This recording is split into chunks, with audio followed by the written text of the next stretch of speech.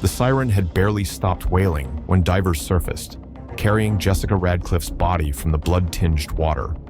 Her braid clung to her shoulder, her face pale under the merciless glare of the floodlights, while the Orca drifted silently below, its bulk turning like a shadow that refused to rise.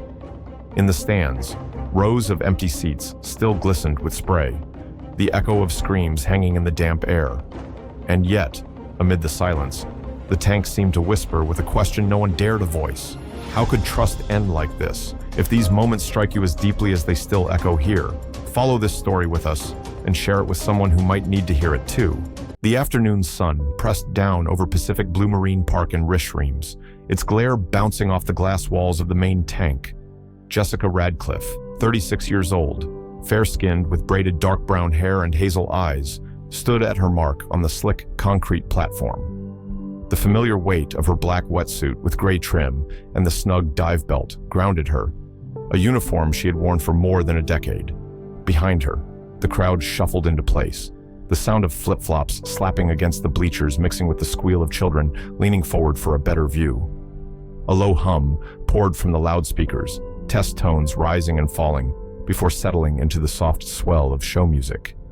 The air was heavy with the mingling sense of salt water, popcorn, and damp concrete, an odd combination that had become second nature to her.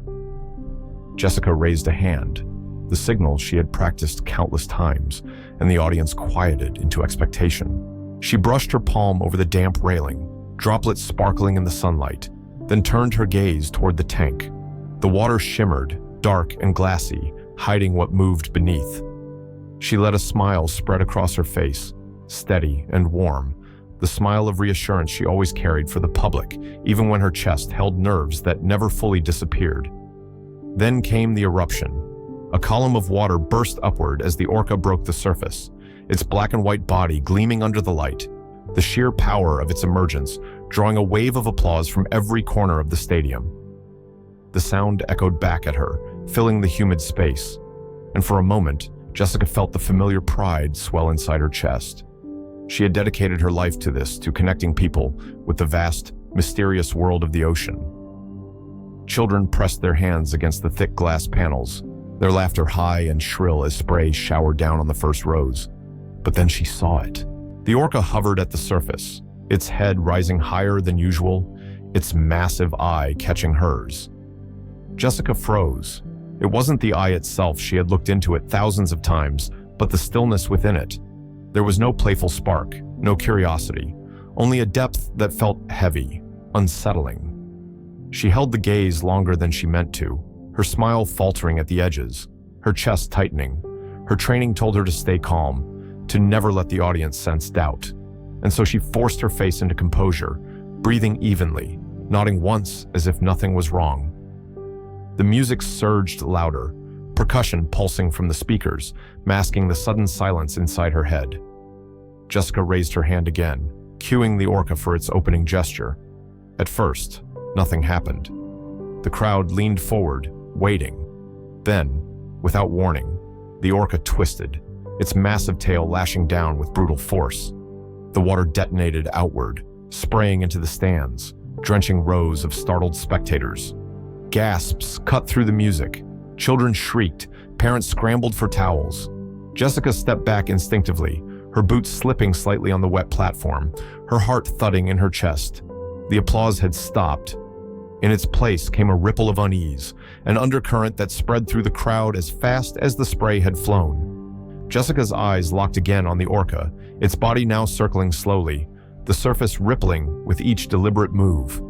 For the first time in years, she felt the weight of something pressing against her composure, something she couldn't yet name but could feel deep in her bones.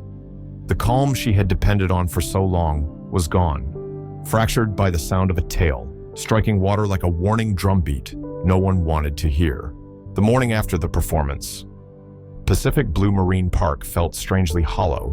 Normally, the hum of early visitors and the chatter of maintenance crews carried through the grounds, but that day the air seemed muted, as if the place were holding its breath.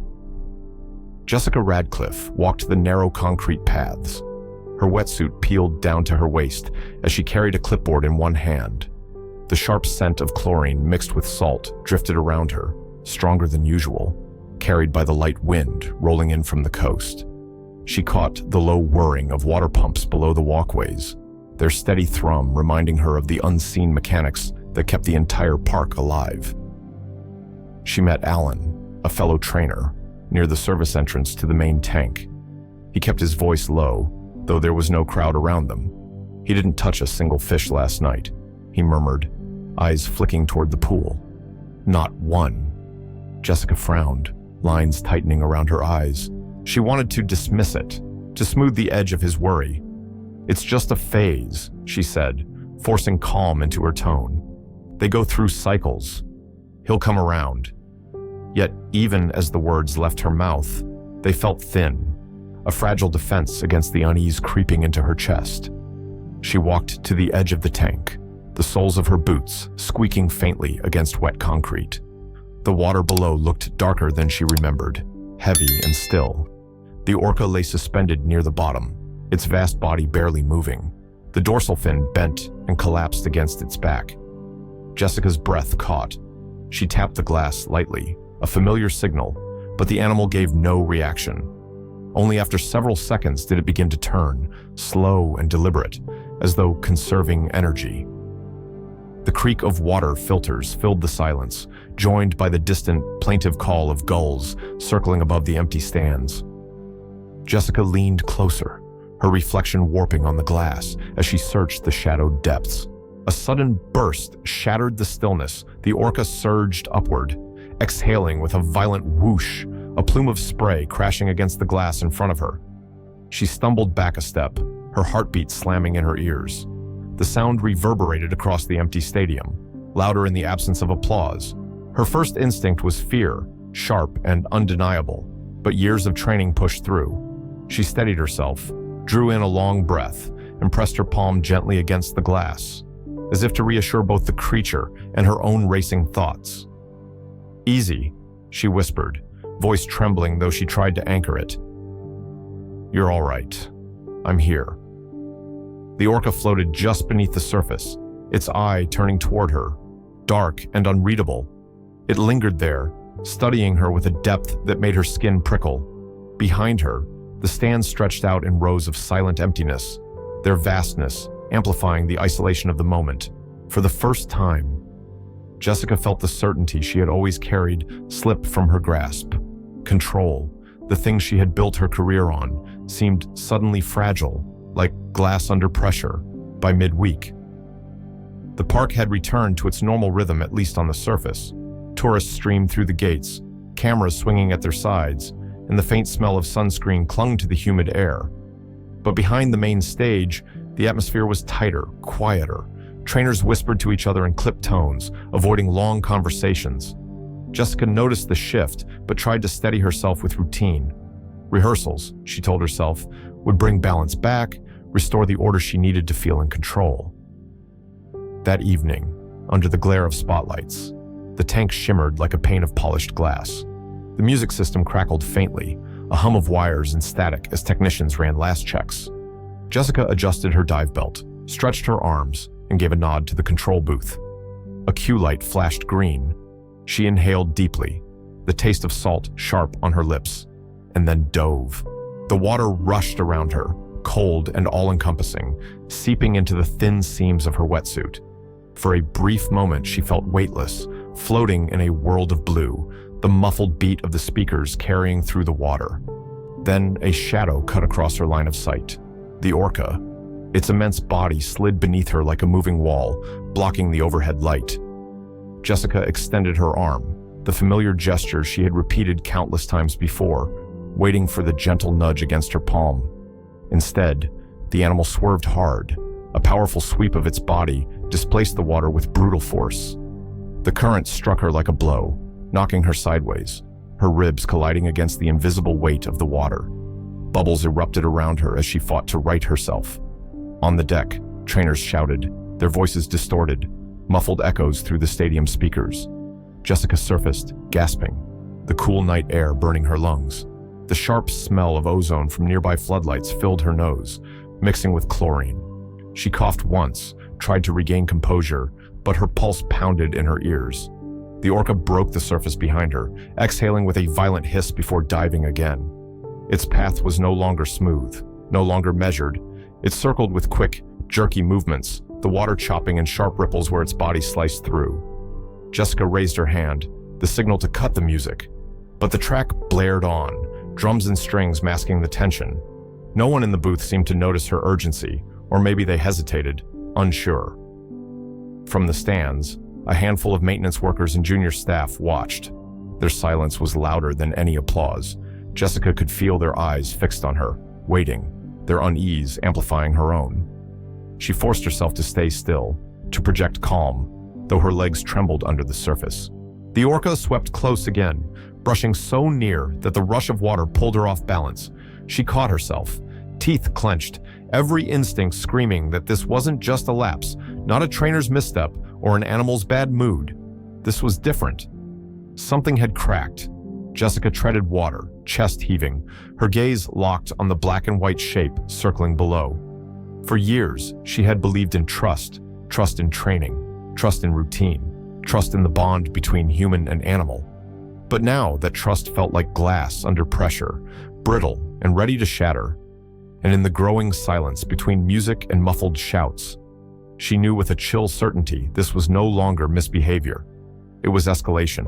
Saturday night at Pacific Blue Marine Park carried an energy that was hard to ignore. The stadium lights flooded every corner of the arena, their white glare bouncing off damp railings and shimmering across the tank's restless surface. The stands were packed, a sea of faces glinting in the glow, families holding paper cups of soda, the smell of buttered popcorn drifting with the mist. Children's laughter echoed from the loudspeakers, amplified by the chatter of the crowd, building anticipation into a steady roar. Jessica Radcliffe stepped onto the slick concrete platform, the weight of her wetsuit pressing snug against her body, every seam damp from rehearsals. She drew herself upright, raising her arms, her posture commanding, though inside her chest, the unease pressed harder than ever. The music surged from the speakers, a brassy swell that vibrated through the air. On cue, the orca surfaced, slicing through the water with practiced grace. The crowd erupted in applause, stamping feet against metal bleachers, sending a hum beneath Jessica's boots. The animal's body shimmered, black and white under the floodlights, droplets raining down like scattered glass. From the wings, trainers whispered urgently into radios, their voices lost in static. Jessica forced herself not to glance their way. If the audience saw her doubt, the illusion of control would fracture instantly. She dove into the water with practiced elegance, the cold shock rushing over her skin. For a while, everything moved as it should. The orca breached on command, tail slaps drawing cheers, waves spilling over the front rows. Jessica swam alongside its massive body, her hand grazing the smooth surface, guiding its turn as though the bond between them had never cracked. The audience clapped in rhythm with the music, the stadium alive with light and sound. Relief flickered in Jessica's eyes, a fragile spark, and she allowed herself one measured breath of confidence. Then the rhythm broke, mid-routine. The orca stalled, its body hovering near the center of the tank. The music kept playing, percussion pounding, but the animal no longer moved. Its bulk floated eerily still, the water rippling only from the rise and fall of its breath. A murmur swept the stands, soft at first, then louder as confusion spread. The applause died into silence, leaving only the hum of speakers and the distant screech of a gull outside the park. Jessica treaded water, her chest tightening, her breath shallow. She extended her hand toward the animal, her fingertips trembling just above the surface. The orca's eye turned toward her, unblinking. The stadium seemed to shrink around them, the noise of the crowd falling away. For a suspended moment, nothing happened. No splash, no signal, just stillness so heavy she could feel it press into her lungs. Then, without warning, the orca surged forward. It cleaved the water with violent speed, slamming against the surface in a thunderous crash. The explosion of spray drenched the first rows, screams piercing the night air. Children shrieked, parents pulled them back, and the metallic shrill of the alarm siren wailed through the loudspeakers, mixing with the chaos. Trainers on the platform scrambled, radios buzzing with overlapping commands. Jessica's breath caught as the water closed around her again. Every ounce of calm she had clung to dissolved. Whatever control she had believed in, whatever illusion she had crafted for herself, was gone. The instant the Orca surged, the surface of the tank shattered into violence. Jessica felt the crushing grip close around her waist, a force so sudden and absolute that her breath snapped out of her lungs. The cold water swallowed her in an instant, hazel eyes wide in shock as the world above blurred into streaks of light. The creature's jaws clamped tighter, dragging her down into the blue void, the pressure of depth pressing hard against her chest. Her limbs flailed, instincts taking over, every nerve screaming for air. Above, the stadium erupted.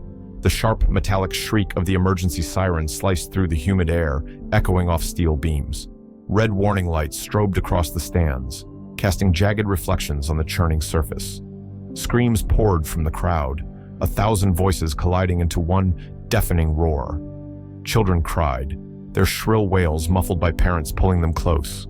The smell of salt and panic mixed into a haze that hung heavy over the scene. Jessica fought with everything in her body. Her legs kicked violently, boots striking against the Orca's slick hide. Her wetsuit scraped along its rough patches of skin, burning lines of friction against her thighs and ribs. She clawed at the water, her arms straining toward the faint shimmer of light above, but the animal twisted with terrifying precision, pulling her sideways, deeper, away from the surface. Her lungs screamed for release, her chest locked tight, pain blooming in waves across her body. On the deck, trainers shouted orders, voices cracking with desperation. Poles splashed into the water, ropes slapped against the surface, each attempt frantic but futile. The sound of metal clanging against railings, radios buzzing with overlapping commands, filled the air with chaos. Yet every move was countered. The Orca's strength was overwhelming. With each turn, it dragged Jessica further from rescue, its movements calculated, terrifying in their intent. The water frothed white as her struggles churned the surface. Then streaks of crimson unfurled, twisting through the blue like smoke. Gasps rippled across the stands, the sight silencing some screams into horrified stillness. Parents shielded their children's eyes, but others remained transfixed, unable to look away as the tank transformed into a stage of violence they had never imagined witnessing. Jessica's vision blurred, the world closing in. The roar of the crowd faded into a dull thrum, replaced by the pounding of her heartbeat in her ears. Her thoughts shrank to a single, primal need: breathe. She stretched one arm upward, fingers splayed, straining toward the flicker of light that seemed impossibly far away. For a split second, her hand broke the surface, the faintest gasp of air brushing her lips. Hope flared brief, fragile. Then it ended. The Orca jerked downward with savage force, yanking her beneath again. The light vanished, replaced by the crushing dark. The last of her breath burst from her mouth, a trail of bubbles racing past her face. Above, the alarm howled, the crowd screamed, the trainers fought. But below, Jessica's world collapsed into cold, silence, and terror. The moment sealed itself in horror, irreversible. The world had narrowed into cold, suffocating silence. Jessica's braid unfurled around her face, strands drifting like seaweed in the violent churn. Her chest screamed with fire, her ribs aching against the pressure of the water. Every thrash of her arms felt weaker than the last, but she forced them outward, clawing against the invisible weight closing in on her. Then the Orca surged, its massive body pressing her backward until her spine collided with the glass wall of the tank. The impact reverberated through her bones, the vibrations of its strength rattling her entire frame. The surface above seemed impossibly far, just a shimmer of fractured light. Her vision blurred, dark spots seeping into the edges of her sight.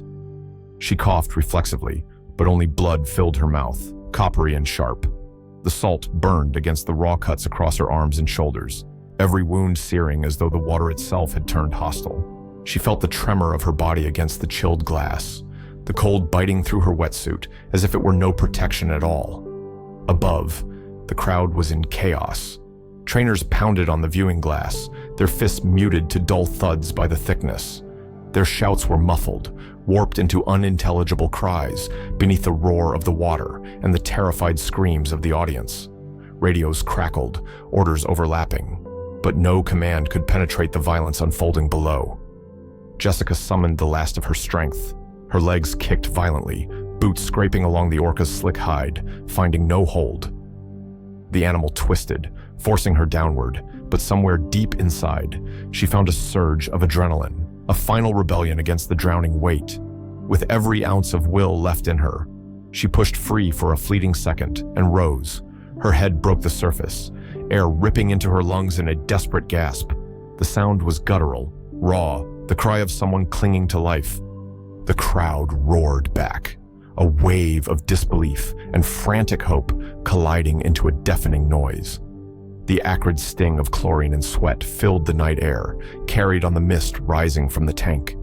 She spat blood into the water, eyes wide with terror, yet alive. For the smallest moment, survival seemed possible, but the water behind her split apart. The orca surged upward, water cascading in sheets off its towering frame. Its breath blasted through the stadium like steam, and before she could move, before hope could steady itself, it struck again. The force was absolute, a collision that ripped her scream from her throat and dragged her under.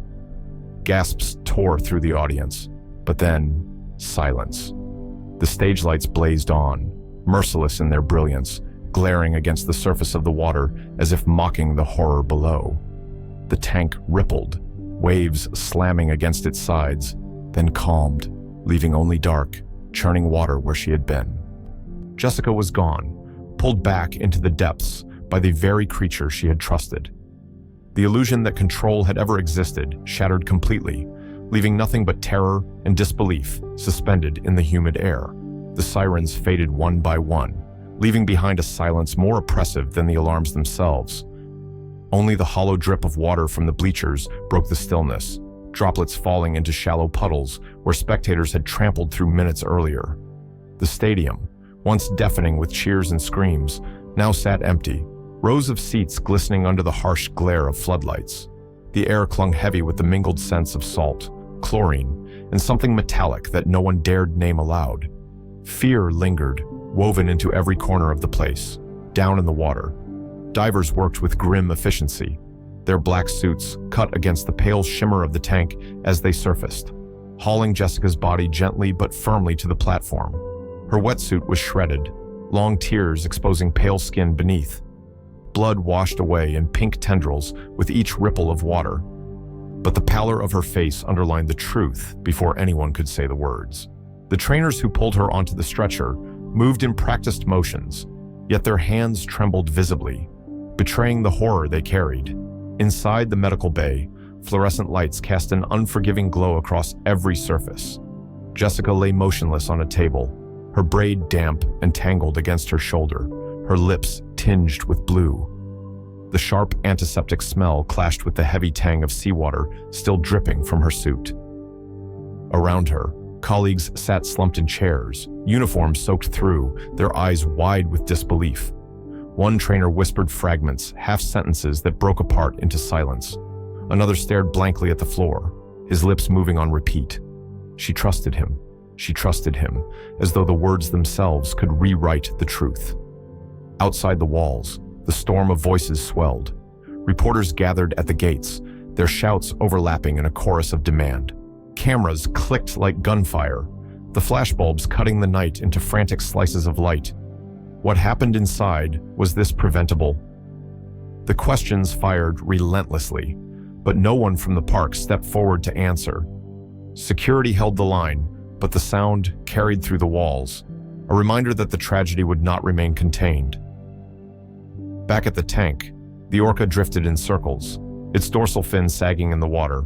It did not surface for food, nor respond to signals. It hovered like a shadow suspended in blue, the stillness more haunting than its earlier violence. Trainers watched from the edge, radios hanging limp at their sides. Nobody spoke. The silence inside the park was heavier than the chaos had been, pressing into their chests until it was hard to breathe. For everyone who had witnessed it, the audience, the staff, the divers, The memory carved itself into their bones. Jessica's presence had filled the park with warmth and command. Her absence left a hollow that nothing could mask. Her laughter no longer echoed from the platforms. Her calm voice no longer steadied the chaos. Instead, the emptiness itself became her memorial. The stage lights still blazed above the tank, but their brightness only made the void more unbearable. Jessica was gone, and the silence after the storm told the story more powerfully than any words. Days passed, but Pacific Blue Marine Park did not recover. The park still opened its gates, though the energy that once pulsed through the place had drained away. The colorful murals along the walkways, waves curling over leaping dolphins, children laughing in painted sunlight now seemed grotesque, like faded masks mocking the tragedy they framed. The laughter of visitors was gone. What remained was the whisper of wind moving through empty aisles, the faint hiss of filtration pumps, and the hollow slap of water against the tank walls. At the main pool, silence reigned. Where crowds once pressed against the glass in awe, there were only staff members standing in uneasy vigil, their faces pale and drawn. The tank itself felt like an open wound. Its waters, usually alive with movement and light, lay unnervingly still. The Orca floated near the bottom, its dorsal fin bent, its body drifting without direction. It ignored fish tossed into the water, letting them sink untouched. Trainers called softly, their voices cracking with strain, but the animal never surfaced. It carried its weight in silence, like a shadow pressed into the blue. Outside the gates, flowers began to pile in uneven stacks, bouquets wrapped in plastic, handwritten notes, and photos left under the morning sun created a patchwork memorial. Their fragrance clashed with the faint metallic tang that seemed to linger in the air, blood that staff swore they could still smell even days later. Jessica's portrait stood at the center, her hazel eyes frozen forever in warmth, her braid tucked neatly over her shoulder. Visitors stopped, some whispering prayers, others simply staring in disbelief at the smiling face of a woman whose trust had cost her everything. Reporters continued to crowd the fences, their voices carried in sharp bursts. Will the Orca be released? Who will take responsibility? Cameras clicked like a relentless metronome, each flash cutting the gloom into sharp fragments. Parents clutched their children's hands tighter, their whispers drifting across the crowd. We can't bring them here again. Not after this. The siren that had wailed the night of Jessica's death seemed to echo in everyone's memory, a sound that refused to fade. Inside, the staff debated in hushed tones. Some spoke of transferring the Orca back to the wild, of undoing the captivity that had twisted its nature. Others warned that the animal would not survive beyond the walls of its tank. But no matter the answer, the truth pressed in heavy on them all. Nothing they decided could erase what had been lost. The water, once alive with spectacle, carried only silence and memory. The reflection of the stage lights rippled faintly on the surface, but there was no audience left to see it. In the stillness, questions lingered like ghosts. If captivity could bend such a majestic creature into violence, how many more warnings would the world ignore? The echoes of that night remained in the tank, carried in the hush of water, the weight of silence, and the memory of Jessica Radcliffe that would never leave Pacific Blue Marine Park. The evening light sank low across the park, painting the glass of the empty tank in a dull orange glow. A damp wetsuit, folded neatly on a bench, still carried the sharp tang of salt and chlorine. The faint hum of the pumps droned on, steady and indifferent, as if nothing had changed. A gull cried overhead, its voice cutting sharp through the stillness, then faded into silence. The water lay flat, giving nothing back, no movement, no answer. People paused at the memorial outside, their fingers brushing against the frame of a photo that now carried more weight than any words could. Inside, the animal drifted near the bottom, as though anchored by a burden it could never name. And somewhere between the silence of the glass and the whispers at the gate, a single question lingered when the line between wonder and danger is this thin. How many warnings will we ignore? If that thought stays with you, share this story. Let it reach someone who needs to sit with it, and subscribe for more truths the water can't hide forever.